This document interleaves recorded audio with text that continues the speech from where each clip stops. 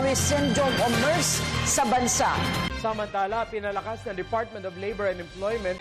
Samantala, nadagdagan pa ang bilang ng mga nasawi sa hagupit ng Bagyong Mario.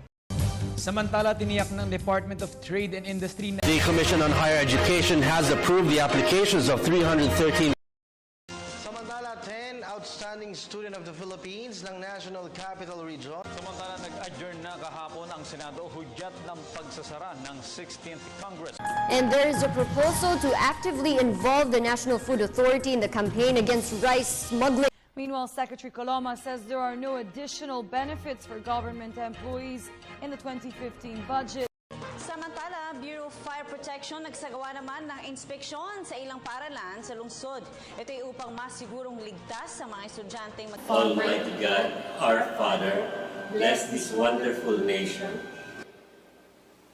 Physical and spiritual war, from fear and confusion, from separation and division. Be present to our leaders. Give them wisdom and courage, affection and compassion, as they ponder decisions affecting peace of its people.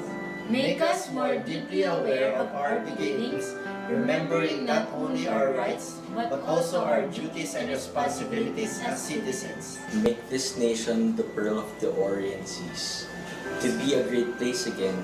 May all its people know clearly your will. That they may fulfill the call for us in the salvation of this land and the restoring of all things. In the name of Jesus Christ, our Lord and Savior.